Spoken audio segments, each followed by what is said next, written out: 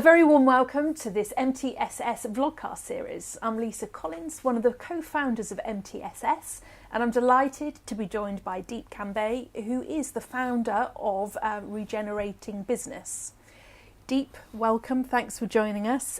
Now in this episode we're going to be looking at M&A and how investors are looking at ESG initiatives. Talk us through maybe first off this year, where are those investors going to be looking particularly when it comes to ESG? Yeah, I mean, last year there was a bit of a, falling through the floor when it comes to merger and acquisition transactions, essentially. So it was a very, very quiet with all the kind of stuff that's been going on globally that has impacted on it. But there is a trend, and kind of research in the marketplace is showing that there is going to be more M&A activity this year, and there's going to be some key areas and industries where we're going to be seeing this. Three in particular is with clean energy technology, so green technology.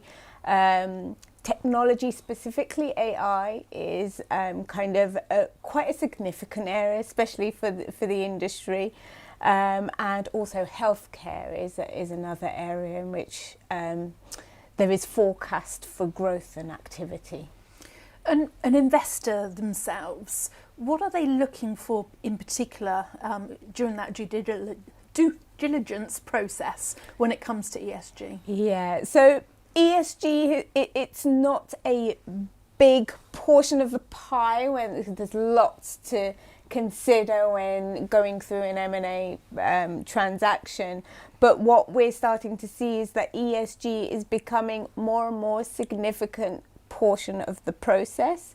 And investors want to see kind of the performance of ESG. And so there's more scrutiny. And the reason for this is, the ever-growing regulatory space, risk, return of investment, etc. is all impacted in that longevity, the resilience of a business.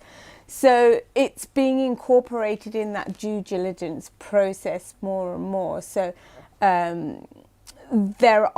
it's being considered at the moment, ESG as being a competitive advantage at the moment. So investors are going, actually, it's more, it has an element of being more attractive than somebody without any of those credentials.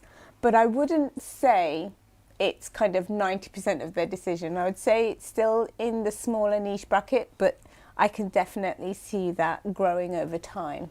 So if you're a startup business, for example, and your head is saying, I'm setting up my business because I want to be bought, would you recommend then that they go through something like B Corp or Future Fit? Absolutely. Yes, one of those frameworks. As I say, those frameworks help you get started on your journey. It's not the be all and end all. It's just especially for startups, it's a good accessible route into getting started on your journey.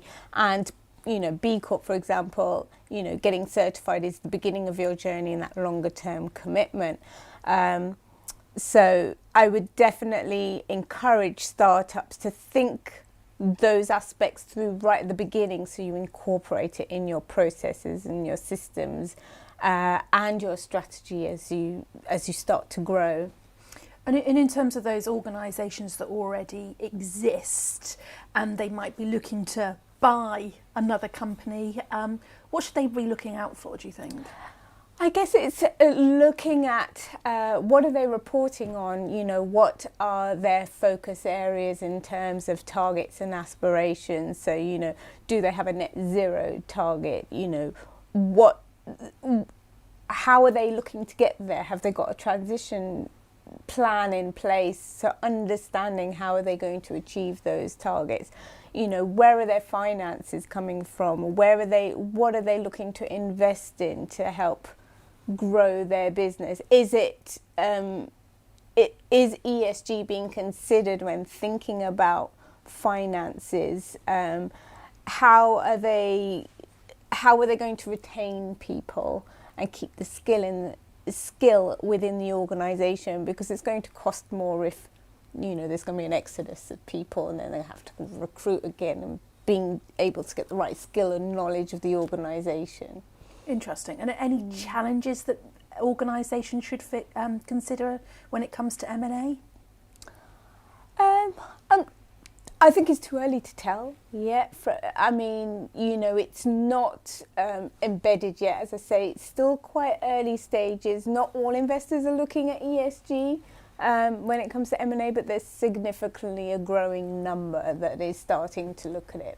Interesting. One for us to keep our eyes on. Yeah, absolutely, yeah. Deep, thank you very much. Thank you for joining us today.